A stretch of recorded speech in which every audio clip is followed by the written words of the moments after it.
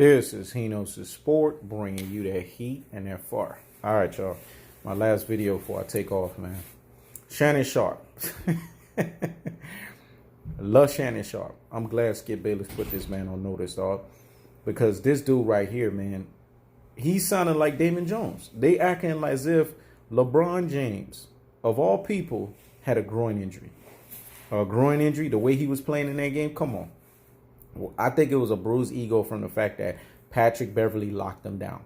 This was the same Patrick Beverley that dropped 50, that Kevin Durant dropped the 50 piece on him when they were supposedly trying to say, oh, Patrick Beverley, he could guard Kevin Durant. And they found out, that's not the case. See, people got to keep that same energy, dog, when it comes to the sport of basketball, man. Y'all got to use what's called the true boxing. I mean, the true basketball. I'm saying boxing. I cover both sports. You guys know what I'm talking about, man. But anyways, man, on to the damn video. Shannon Sharpe, just like all of these other guys, Brian Windhorst, you know what I'm saying, Chris Broussard, who else? Colin Cohert, you know what I'm saying, Nick Wright. I mean, all of these people, man, what is wrong with these folks? What is wrong with them? And I'm glad Skip Bayless called him LeShannon Sharpe. I mean, when you sit here as a grown-ass man in your 50s glorifying another guy who happens to not even be a true alpha, he's a high-octane beta, a.k.a. alpha wannabe, that says something about you. Usually when you look up to people, they're true alphas. You know what I'm saying? And when I say true alpha, I'm talking about Renaissance men. You don't see that with LeBron James. What you see is a 33% finals average performer, a guy who accepts mediocrity.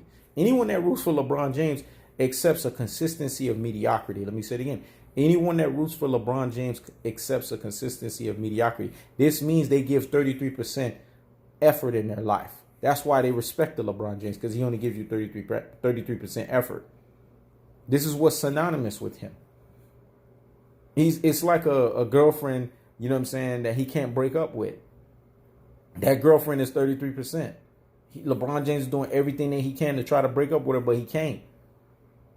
Because he's a 33% performer. This is what LeBron James is, 33%. Y'all need to get that through y'all heads, man. 33% is not nothing good. It's lower echelon material. This is why he's considered lower echelon of the pantheon of greatness. Right there with the Wilt Chamberlain. Right there with the Jerry Wesses. What are they all synonymous with? Losing more in the finals than they've won. How can you consider that upper echelon? How can you compare that with the Michael Jordans of the world, the Kobe Bryants of the world? Come on. You guys have to see that this is not the greatest of all time material. It's the greatest of all trolls. Let me say it again. It's not the greatest of all time material. It's the greatest of all trolls. That's his truest and his most prosperous levels.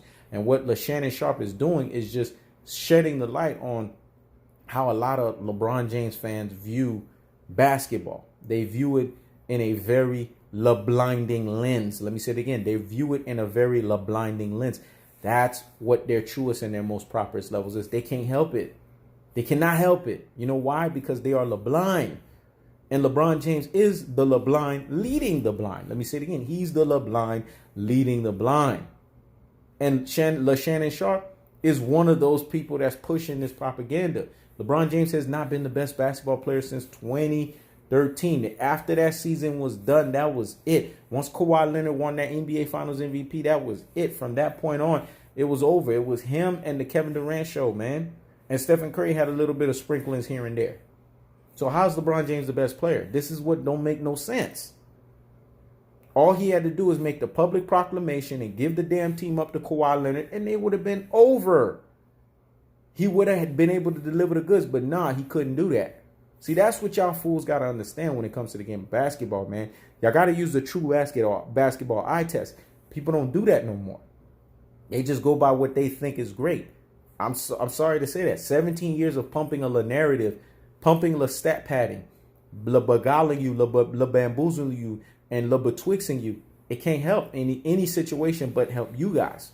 But you guys got to be able to see the truth behind this stuff. LeBron James is smoke and mirrors. The Lakers got exposed by the Clippers, and they're going to continue to get exposed. Because in playoff basketball, when the game slows down, there's none of this ISO crap, and teams actually play defense. What you're going to see is no matter how much LeBron James looks stat pads, he's not going to be able to deliver in the defining moments. Him and the defining moments are allergic with one another. Let me say it again. Him and the defining moments are allergic with one another. This is why he does the supposed best player, because his free throw percentage is atrocious. He don't want to go to the free throw line, don't want to get fouled, because he knows that he will have to step up in the defining moments in the pressurized situations.